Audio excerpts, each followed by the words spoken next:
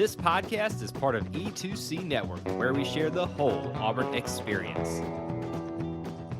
Hello and welcome to War Horses, the only college equestrian podcast that's using AI-generated score data for these recaps. So we'll see how this goes. I'm your host, Auburn Elvis. Let's talk about some college equestrian. Meet Recaps. All right, we're going to jump right into last week's action. We had a lot of meets. Like I said, I am using AI to help speed up this process. So we'll see what AI thinks you guys did, and I'll throw in some commentary as well. First up, we had Baylor at TCU on Thursday. Let's see. My predicted score with the help of the stats was TCU 12, Baylor 7. Let's see how things really went. In fences, Baylor won that one 4-1. In flat, that went to TCU 3-2. Horsemanship went to TCU 4-1. And reining went to TCU 3-1. That made the final score TCU 11, Baylor 8. Wow, that's pretty good. Hey, look at that. The stats were pretty close on that one. This was at Baylor, so this is a big road win for TCU. Good job getting a conference win on the road. That's not easy. Baylor, okay, man, I said last week I'm a little worried about Baylor. I'm still a little worried about them. A little less worried. They probably should have gotten this win, or at least you would hope that they would get a win at home. But I will say it's encouraging how well they did on fences, because so many of these meets, they're underperforming in their jumping seat, and here in this one, they did all right. Well, they did real well in fences. In flat, they lost that 3-2, so still need some improvement there, but flat is a tricky event. I mean, some teams are just great at it, but most teams, it really varies from week to week. Yeah, I mean, and yeah, this was a 3-point margin of victory. If two rides had gone the other way, they would have had the win. So not a lot to be disappointed with for Baylor here. They hung in it. I mean, you know, they only got 1 point in horsemanship and 1 point in reining, so their Western's going to have to do better, obviously. Yeah, I mean, there's always reason to be optimistic, and there you go. Moving right along, let's look at Friday's action, where we had Lynchburg at Sewanee. Now, this was great. I was very excited about this one because, of course, Lynchburg is a perennial power, but Sewanee ain't no slouch either. They're pretty good, and with them being at home, we knew that was going to help them some. How much? Well, we thought that the stats thought that the score was going to be Lynchburg 6, Sewanee 4. Let's see how things really went. Now, the day started out with the flat, so I'm going to give you that one first, because I was checking this while what was I doing on Friday? I was doing something anyway, and these popped up in my feed, and I was like, oh my goodness, because in the flat, Sewanee won flat 3-2. So right there in the first half, the Tigers had the lead. And then in the second half,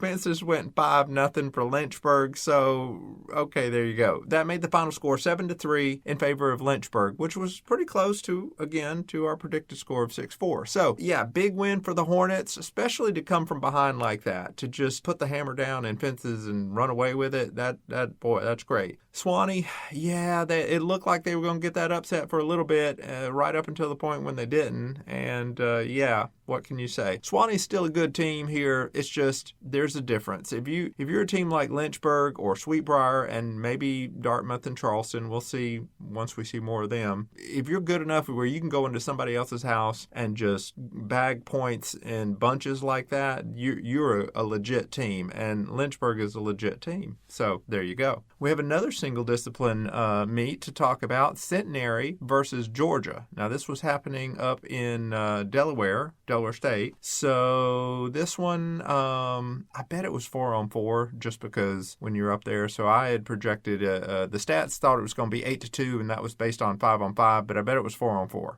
In fences, Georgia won that one 4-0, and in flat, Georgia won that one 3-1. That made the final score Georgia 7, Centenary 1. So yeah, I think if I had asked the computer to give me the stats based on the top 4 riders instead of the top 5 riders, it probably would have said 7-1.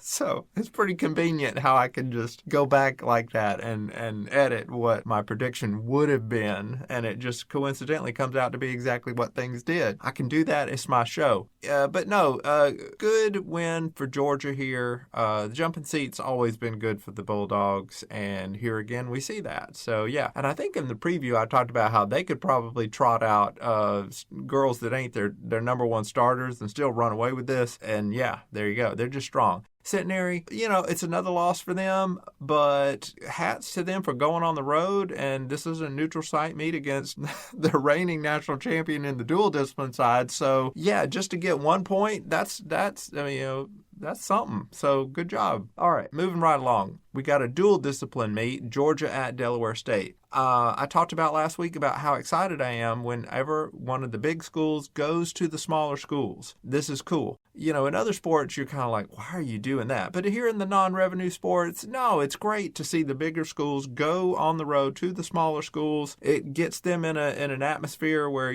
kind of gets back to the roots where they don't have all the bells and whistles at these smaller programs that you do at the bigger programs. But at the same time, it's good for the smaller school to put on this big the meet and get the bigger school there and host this. It's just great, and no matter what the score is. Now, the stats thought that the score was going to be Georgia 10, Delaware State 8, which is pretty close, and normally when the stats are that close, in a big school, they kind of run away with it. Let's see how things really went. Fences, Georgia won that one 4-1. Okay, that we kind of expected that. But what's really surprising is on the flat, Delaware State won that one 3-1. Okay, that's a bit shocking. Horsemanship, Delaware State won that one 3-2. Okay, wait a minute. What's going to happen here? Well, in reining, Georgia won that one 4-1. That made the final score Georgia 11, Delaware State 8. Once again, we have real results that are pretty close to the stats. Now, see, why didn't this happen in the playoffs? But anyway, getting back to here, good job for Delaware State. They lost, but darn, they made it close. And again, 2 rides, and they would have been going the other way, and they would have been the victor. In fact, this makes us think, Georgia? You didn't do too well in the flat and reining. What's going on? Because normally, Georgia's pretty good in the flat. I mean, if you give up reining points, that just happens, because reining is one of the weird events where there ain't as many reining horses out there just in the industry. And so you're going to get a lot of eclectic scores because the quality of horses varies just even within the same school. Like after the first 2 or 3 horses, the next horses ain't as good, and they got some quirks and things with reining. And so reining is a tough one, and you're always hearing everybody wants reining horses. Well, yeah, because there ain't enough of them. There's a lack of supply of reining horses. Anyway, so sometimes you're going to get weird reining results. Flat, though, there's supposed to be a lot of good flat horses out there, and yeah, Georgia, you're supposed to be good on the flat. So, but hey, Delaware State said we're not supposed to be. We are good on the flat because they won 3-1. So good job to everybody. But Georgia got the win, so it was on the road, and you can't fault a team for winning on the road. I guess what I'm saying is, everybody, good job.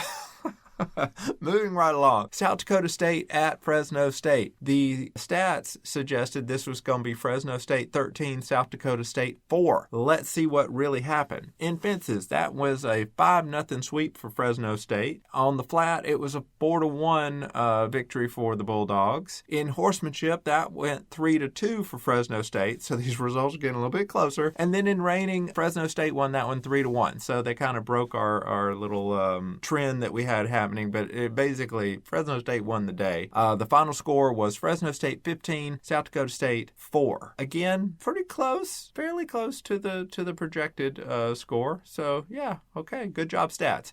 South Dakota State, this was probably asking a bit too much to go on the road and try to upset Fresno State, who again we talked about in the preview episode that they bring back a ton of talent. So all that experience, we see it here showing up, and they ran away with things, especially in fences and flat. They didn't have a problem with the flat like Georgia did. They did. Of course, they were at home. Georgia was on the road. Anyway, we're not talking about Georgia. Fresno State, y'all did great. Good job. Next meet, Texas A&M at UC Davis. I'm just going to stop here and say, if you can tell the difference in my voice, do I seem bouncier or happier? Well, it's because I'm recording this in the morning. The last episode, it was like late at night, and I was dragging. And so apologies if last week's episode put y'all to sleep, but I almost fell asleep making the darn thing. Here, it's bright and early in the morning, and I am getting this thing recorded, and things are just better in the morning. I don't know what's up. Anyway, I'm getting old. That's what's up. Oh, gosh. I'm becoming the stereotypical dude who gets up at whatever hour in the morning and wants to go to bed at 5. Y'all laugh, but eventually every single person listening is going to be just like that. So, if you live long enough. So, knock on wood. Where were we? Texas A&M at UC Davis. Oh, right. This was the two Aggies. All right. So let's see. The projection was Texas A&M 12, UC Davis 6. Okay. That's pretty good. Bit of a, the home team didn't get a lot of points, but let's see what really happened. Fences. Texas A&M wins that one 3-0. So they had two ties there. Okay. So Davis didn't even get a point. Flat. Texas A&M wins 3-1. Okay. Big win there. Horsemanship. Texas A&M wins that one 4-1. Okay. But in reining, UC Davis, they won that one 3-1, make it a little bit closer. The final score was Texas A&M 11, UC Davis 5. Hey, look at that. Another one where we're pretty close. We're within 1 point on each of the scores. So, yeah, the projected margin was 6, and here the projected margin was, 5 plus 6 is 11. Oh, look at that. Same margin. Good job, Stats. Good job to Texas A&M Aggies to go on the road to a decent team. I mean, UC Davis is ranked, and at least till the rankings come out later in the show, they're ranked in the top 10. And so to go into somebody else's house and beat them, we talked about that with Lynchburg. You got to have the riders who can go and get your points anywhere on anybody's horses. Texas A&M did that. Good job for them. For UC Davis, the Stats thought you'd get one more point. But I don't know. I guess I'm just used to UC Davis being a little bit better on the jumping seat side because, man, they only got one jumping seat point. That's really what killed them is they only got one jumping seat point. So there you go. All right. Well, moving right along. SMU at Oklahoma State. I said this was going to be the meet of the week for me because, and I made a little joke that whoever wins this meet, it always seems like the NCEA voters just go gaga over the winner of this meet and just blast them to 3, 4, 5 points up the rankings just off the strength of this meet. Whoever won this was probably going to be like way up in the top 4 after winning this. So we'll see what really happens once the rankings come out for the coaches poll. For me, I thought, the Stats at least thought that this was going to be SMU 9, Oklahoma State 7. All right, so a lot of ties. Let's see what really happened. Fences, that went to Oklahoma State 4-1. Flat, that went to SMU 3-2. Horsemanship, that went to Oklahoma State 3-2, and reining went to Oklahoma State 3-2. That made the final score Oklahoma State 12, SMU 8. All right, I've been patting myself on the back all episode about how close the Stats were to reality. Here, everything gets flipped. Good job for Oklahoma State to get this, what is technically an upset on paper, but they were the home team, so you expect the home team to do a little bit better than normal. They did. I would say a good deal better than normal. I mean, stuffing SMU in the jumping seat like they did. Well, in fences, I mean, only allowing SMU to get 1 point in fences, that's a victory. They only allowed SMU 8 points total, so that's a victory too. That is literally a victory. Good job to Oklahoma State. For SMU, being on the road, it's tough. Like I said, whoever wins this meet, the rankings always overreact. You were on the road. You probably play them again, and if you do, it'll be at your place, and then you'll beat them, and then the polls will overreact the other way. Okay, moving right along. Saturday, Centenary at Delaware State. Another single discipline meet. The Stats thought this was going to be Delaware State 4, Centenary 3. Let's see what really happened. Fences, Delaware State won that one 4-1, and in the flat, Delaware State won that one 3-2. So that made the final score 7-3 in favor of Delaware State. Okay, so the Stats probably weren't that close again, and again, what we're seeing is Delaware State had a really good day on fences. We saw that against, was it Georgia? No, it was flat. They did well against Georgia. Yeah. How'd they do in the flat again here against Centenary? 3-2. Oh my goodness. That means Centenary did better on the flat. I shouldn't laugh. Centenary did better on the flat against Delaware State than Georgia did. How about that? Well, good job, Cyclones.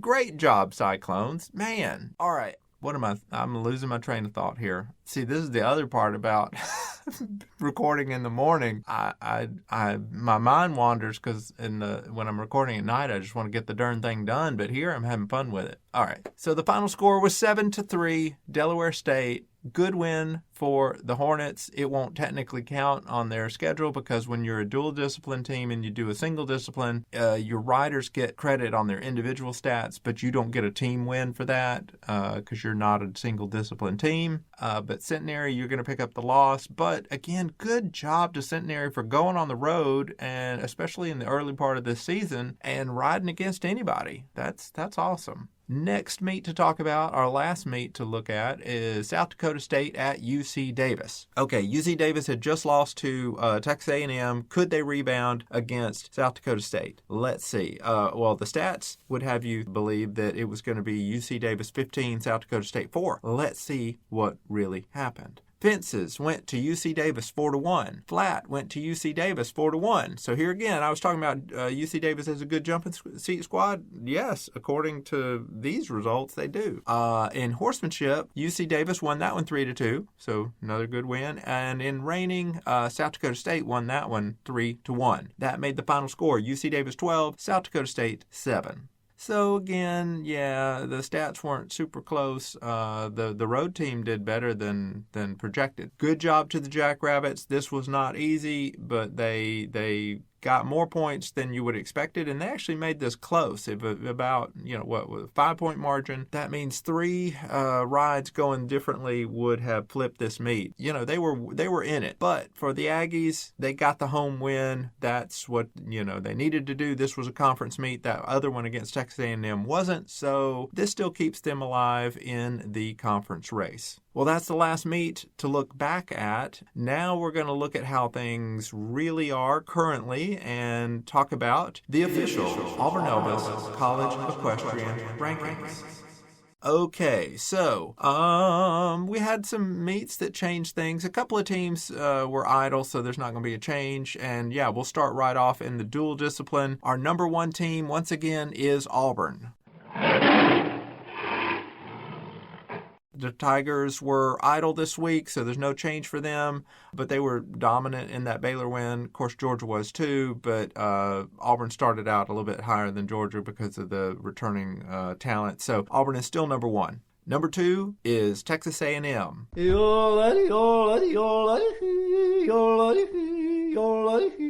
So I have moved the Aggies up a spot. They really hammered UC Davis on the road. And like I said, UC Davis is a ranked team. So to go into somebody's house and do that, yeah, they get the slight bump over Georgia. Speaking of which, number 3 is Georgia. Georgia slides down 1 spot. They had some trouble with unranked Delaware State, so yeah, I'm gonna penalize them a little bit. It's all gonna work out in the wash. Don't worry, Georgia. You're gonna get plenty of chances to show your stuff. But this particular week, you had an off week, and so Texas A&M, they did not have an off week, so they're gonna jump you this week. But you'll have chances as time goes on. Next up, number 4 is South Carolina. So the Gamecocks, they're going to hold steady right here. They had an off. They were off this week, so there you go, no change. Number 5 is Fresno State. Now the Bulldogs are going to slide up a spot on the strength of that win over South Dakota State, which again, South Dakota State wasn't ranked, but the Bulldogs look good at home, and they've got a lot of people returning, so they started out really high in the preseason rankings, and we'll see if they continue to maintain that. Okay, now these next 3 teams, I just want to tell you, they could go in any order, all right? The stats kind of suggest this isn't the right order, but based on the results, this is the order I'm going to put them in. But just know that a lot of what we're seeing among these 3 teams is due to the fact that who was at home and who was away in the meets that they've already ridden, which is to say that if that had been flipped, any number of these teams could be ahead of the other or behind the other. So I'm talking around the issue, and I'm just going to tell you. Number 6 is TCU.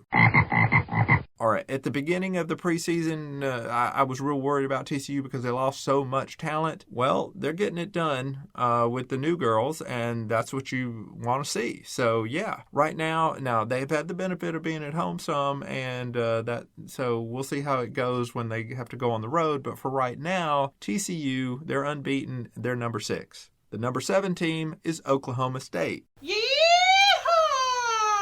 Now, Oklahoma State, they bounced back from that TCU loss with a good win over SMU at home. And again, that loss they had to TCU might be just because it was on the road, and that win over SMU might be just because it was at home. So again, all three of these teams, they're all about the same right now, from what we can tell. But Oklahoma State is number 7, which means number 8 is SMU. So the Mustangs are going to take the third spot in this little cluster of teams that are kind of confusing right now. And it's basically because they've been going on the road so much. And yeah, but that's going to help them as time goes on. That's going to reap benefits. We've seen this before with SMU. Last year, they started off with like 5 brutal road meets. It was just crazy, and they took a ton of losses, and then they just lit the place up in the spring. That they're probably going to do something similar. So yeah, keep an eye on SMU. They're at number 8 right now, but they ain't going to stay at number 8. They're going to climb. All right, now 8 is the cutoff. If the playoffs only allow 8 teams in for the dual discipline. So if you ain't one of these teams I've already mentioned, you got some work to do. Speaking of which, number 9, Delaware State.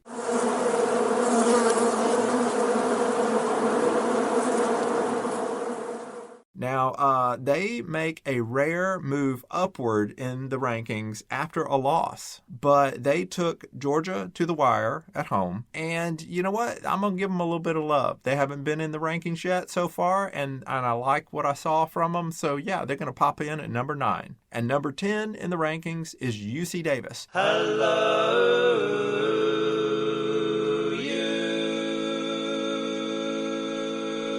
They're going to slip a little bit because of their big loss to Texas A&M.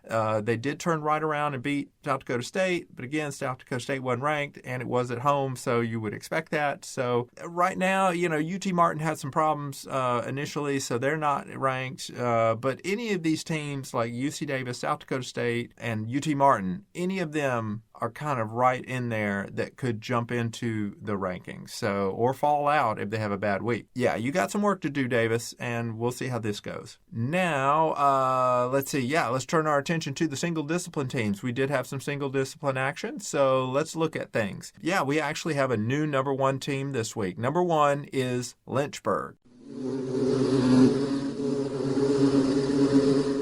I have nudged the Hornets back up into first place. They're undefeated against a decent opening schedule, and they've shown me a little bit more than any other team right now. So they're number 1. Number 2 is Sweetbriar.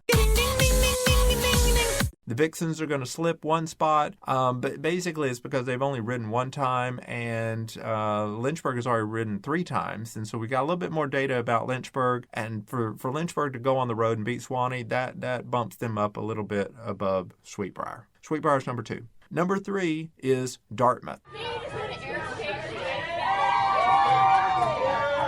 Now, they're going to remain at number 3. They've been idle. They're going to be idle for a while, and that's probably going to allow some other teams to move around them. So right now, Dartmouth, you are a leaf on the wind, and we'll see how this goes. Number 4, College of Charleston. Charleston's only blemish is that home loss to Lynchburg. So yeah, I mean, this is where we put them. Number 4. This is where they go. It's a good team, but they do have that loss. Number 5, Bridgewater. They were idle this week, so they're going to stay at number 5. There you go. All right, number 6, Swanee. The Tigers lost at home to Lynchburg, but Centenary also took some losses, and nobody else below them is riding yet, so Swanee stays at number 6, basically on the benefit of just not a lot of other action going on. Number 7, Sacred Heart. The Pioneers basically started out at number 7 because of the strength of the returning starters from last year. We don't know a lot about them. They haven't ridden yet, so this is where they go. Number 8, Berry College. Same story with Berry. They're at number 8 because of who they're returning. There's a lot of unknowns. We haven't seen them in action. We're going to see them in action. And yeah, we'll get a little bit better picture after this next weekend. And then our last team, number 9, Centenary. It's a twister! It's a twister! Yeah, they've ridden a lot, and so hats off to them for doing that, because that takes guts to go on the road constantly week after week and just play these big schools. But they keep coming up short, so can't really move them up just on the strength of gumption. So yeah, your record has to matter, and right now you're 0-for. So, but you're getting a lot of experience, and that's probably going to turn into some wins. It did last year, so it'll probably happen again for you this year. All right, that is all of our rankings. So now we are going to look into the future. I make fun of this earlier about the stats, but hey, what else we got to do? Otherwise, it's just some dude in an Elvis costume saying, hey, I think this team is better than another team. No. We can't do it that way. We got to have stats, y'all. And that's what we base everything off of. So we are going to look first at, let's see, we got a meet on Thursday, TCU at UC Davis. All right, so the Horned Frogs are going out to California. They're going to have a tough matchup against UC Davis. Well, it should be tough. I mean, I think Davis will do pretty good. I think they'll match up pretty well. The stats say, let's see, in fences, TCU would probably win about 3-2. Flat would also probably be 3-2 for TCU. In horsemanship, should be tight. 2-2 draw is what the stats suggest. And in reining, it thinks that TCU is going to have the 3-2 advantage. So if we add all that up, that would give TCU an 11-8 win over the homestanding Aggies. That holds true. That'd be a good road victory for TCU, and yeah, that would assuage a lot of our fears about the Horned Frogs having so many new faces in the starting lineup this year. So there we go. Friday, Texas A&M at South Carolina. Bang! All right, this is our meet of the week. We got an SEC meet here. This is our first SEC meet of the season, and boy, this is going to be good. We saw the Aggies roll into Davis and just beat the brakes off of them.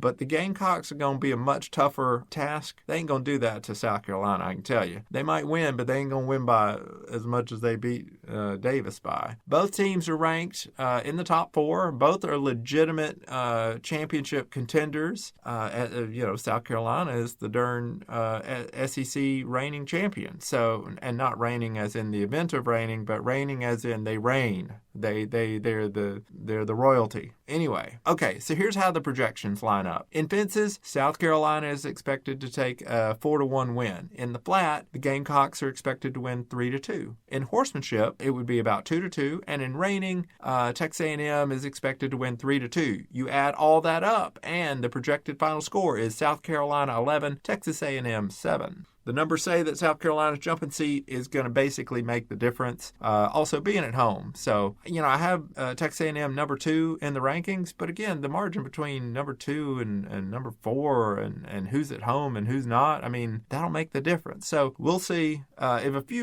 a few rides go their way, then the Aggies could get the upset. And they've done that many years in the past, but this is a new South Carolina team, so I think we're going to see the Gamecocks get the victory. Next meet to look at, Bridgewater at Lynchburg. So, yeah, Lynchburg has looked just excellent so far, and the projections say that's probably going to continue. In fences, Lynchburg is expected to take that 3-2, and on the flat, they're favored 3-1. So that makes the final score a projected Lynchburg 6, Bridgewater 3. Bridgewater is getting better over the years. They had a really good year last year. Historically, they should probably be pretty good.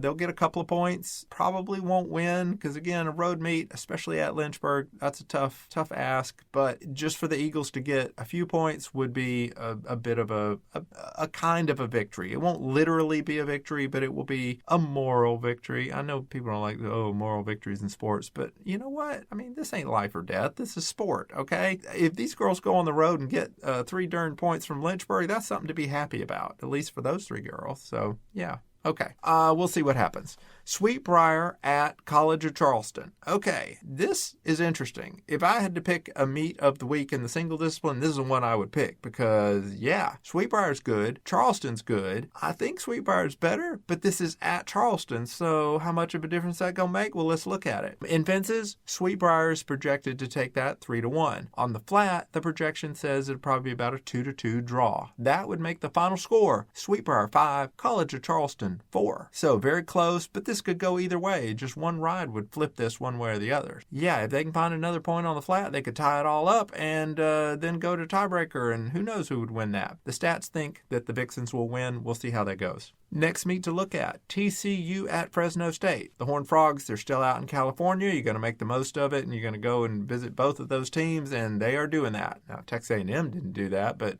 hey, TCU did. All right, so here's what the stats say. In fences, well, okay, what does it say?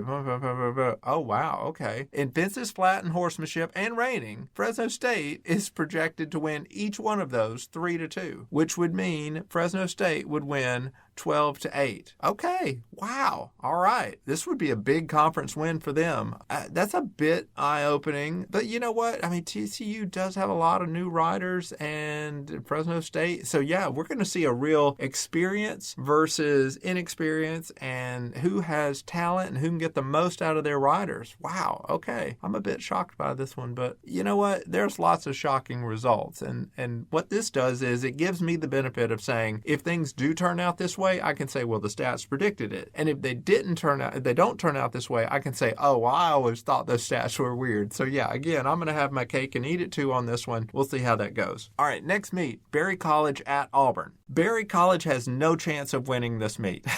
All right, I'm just going to lay it out for you. And the stats back me up on that. So if Berry does win this is not going to be one where I said, I told you so. This would be crazy. Here's what the stats suggest. In fences, Auburn is expected to win this one 4-1. And on the flat, Auburn should also win that one 4-1. That would make the projected score 8-2 in favor of Auburn. And frankly, I kind of think that's a little too close. I think Auburn's going to win this one 10-0.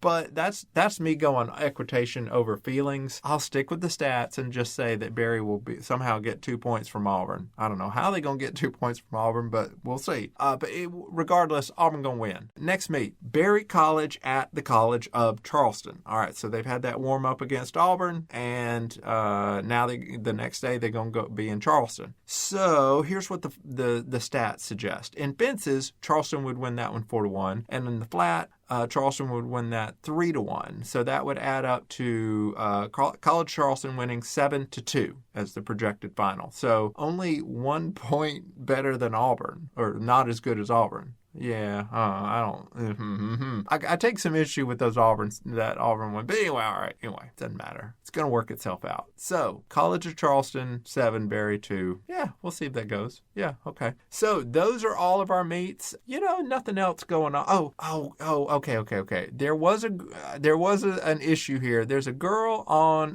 what school is? Oh, I gotta go look it up. Hold on. Okay. It was the Oklahoma State meet. All right. Now, I love names, okay? I love it. Some of y'all's names give me trouble, and I soldier on dutifully and try my best. Some of y'all, I like, going and making the nicknames. Like we talked about Riley Kachow. Her last name is Cachet, but it's spelled like Kachat, and so that's why I call her Kachow. And with her, I can do that because, one, the likelihood of somebody else having made that connection is kind of low. So, and it's obviously positive. So, yeah, and I talked to her. I said, hey, I call you Riley Kachow, and she laughed. And so there you go. So I feel like I can get away with it. There's a girl on Oklahoma State on their roster. Her last name is Tabasso. Okay. Which, when I'm reading that, the first time I thought it said Tabasco. Yeah, y'all don't know how much I want to call this girl Tabasco. Okay, Sophia Tabasco. But I ain't going to do that because that's not her name. Her name is Tabasso. And I don't know what her history is. I mean, maybe she grew up and people made fun of her because I couldn't. Unlike Riley Kachow, I am sure people have called her Tabasco. In fact, she might not like it. That's the thing. You don't know what's going on in people's lives, so this might be a very touchy subject with her, and so she would be nice to me and probably say, oh, no, that's fine, but secretly she could be like, oh, man, I wish you would just call me Tommaso. And that's probably a nice, Italian name? That's great. That's so elegant. Yeah. Why would some guy in an Elvis costume feel the need to call her Tabasco? Well, I don't know, but I do, but I ain't gonna do it. But just all that to say, some of y'all's names I mess up because they're just tricky. Some of them, they're just so cool that, like the Primaveras. Yeah, the Pasta Primavera sisters. Just having fun with it. I want to call her Tabasco, but I don't know how that would go over. So anyway, if anybody knows her and you feel like, no, she would really be fine with it, tell me. But if you're like, no, I don't think she would be fine with it, you don't have to say nothing, and I will just assume she wouldn't be fine with it, and I'm going to call her Tabasso. She won her point, by the way. So it doesn't matter what I call her. She's a darn victor. So yeah, there you go. Anyway, all that to say, I love names. Y'all got some great names. Some of y'all, yeah. So, but if I mess it up, hopefully it ain't going to hurt nobody's feelings, because that's not what we're here to do. We're here to just talk about this great sport and how good y'all are, and that's how I'm going to end this episode. I am your host, Auburn Elvis. Well, thank you very much for listening, and war horses and Tabasso. Thank you for tuning in to today's episode on the E2C Network. On your way out, I want to remind you to stop by e2cnetwork.com. It's your one-stop shop for all our content across our podcast, YouTube channel, and much more. To stay up to date with us, make sure you're following social media accounts such as Facebook, Twitter, and Instagram. While our content here may always be Auburn sports heavy, if it's orange and blue, it's what we do. War Eagle.